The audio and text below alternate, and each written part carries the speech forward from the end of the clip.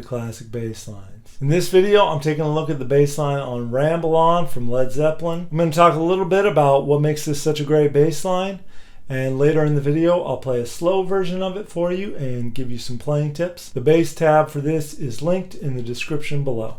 So, what can be said about Ramble On? It's a masterpiece. You already know that.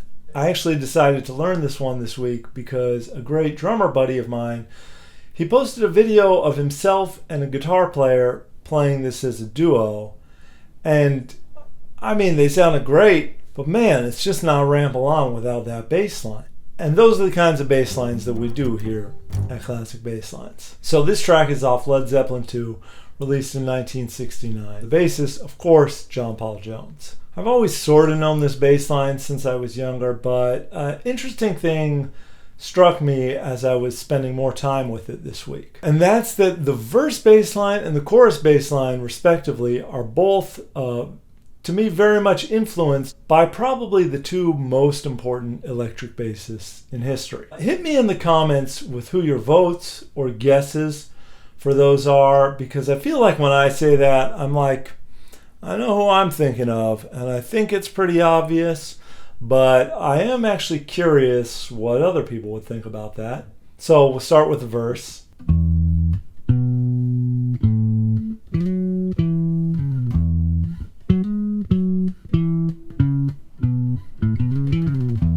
It's beautiful. But when I was playing it, I started thinking like, it's this like written counter melody.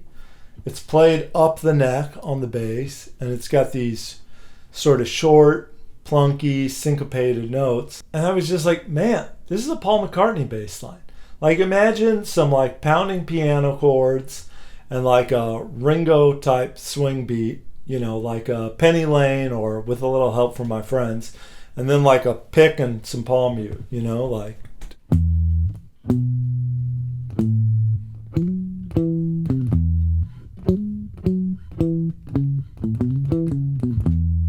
Can't you hear that? I think it's great. Now, the chorus with the funky, syncopated, groovy 16th notes, I think is influenced by the other most important electric bassist in history, and that's 10 points for Gryffindor if you said James Jamerson. John Paul Jones has long claimed to be very influenced by the Stax and Motown. He was getting session work in Britain, and he was known for being able to get that sound. This bass line is cool because I think it's very influenced by Jamerson, but it's not just totally aping him, you know. It's kind of a written part rather than improvised the whole time. And it doesn't really use Jamerson language or vocabulary in the same way. It's kind of like, oh yeah, I hear what you're doing, but I'm gonna do it kind of like this. But the really cool thing to me is that he actually does sort of let loose with that Jamerson vocabulary on the fade out of this song. Fade outs are such a beautiful place for the funky bassist. That's really when they cut loose, you know, and this track is one of the great fade outs. I'm actually gonna play you some of the isolated bass track here because it goes on quite a bit longer than the actual song. And you can just really hear John Paul Jones just like ripping loose into some Jamerson territory. It almost feels like he was like, likes to do that and has a lot of fun doing it, but didn't really think it would be appropriate for the song. But once he knows they're kind of like grooving on the end and jamming, he's like, all right, I'm just going to do my Jamerson thing here. Take a listen to this. I'm going to let it play for like 45 seconds, which will be time much better spent than listening to me talk.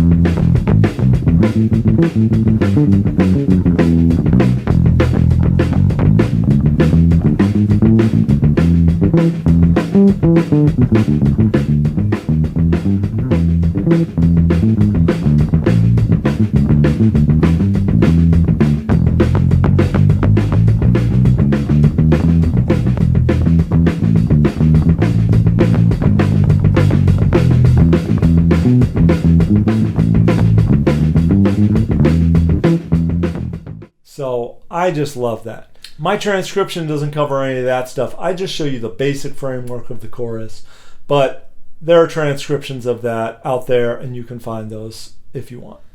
So now I'm just going to play a slowed down version of the bass line for you, and afterwards I'll give you a few playing tips.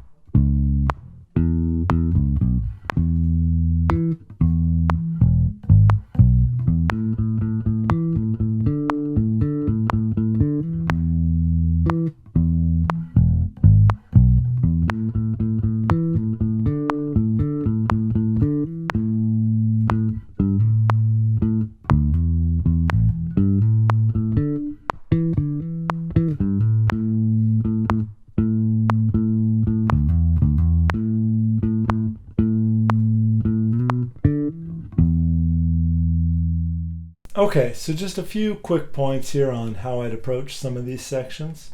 The verse is pretty easy. The main thing you want to focus on is getting the right sort of shape to the note. I like these sort of beautiful pillows, you know, where they've got a nice soft attack and a soft release, and they're short but not too clipped. So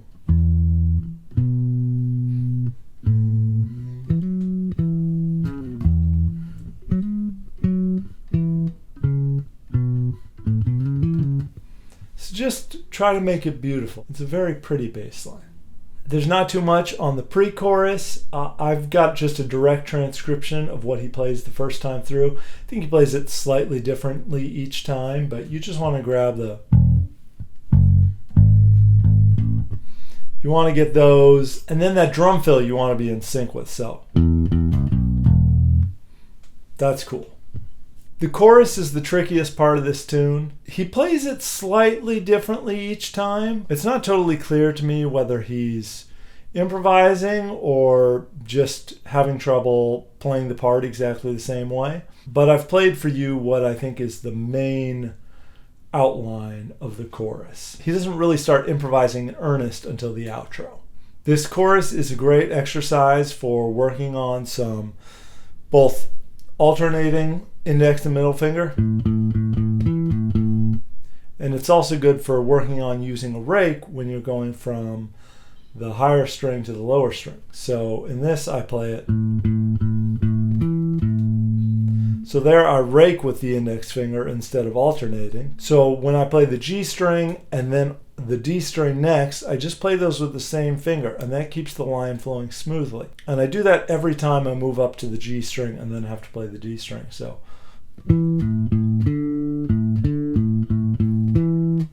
in this part where he's bouncing back and forth between those, that's how I play that. Last part of the song is the bridge. The bridge is the only really improvised sounding part of this song to me. It's mostly just hanging around in A. The other main note in it is a kind of E, but the way he plays those A's and the E's, there's a lot of hammer-ons from the G and from the D. So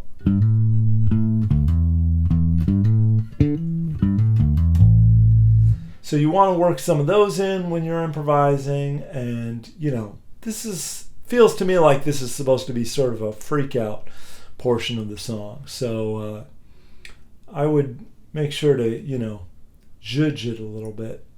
I think that about covers it. I hope you find this useful, and we'll see you next week.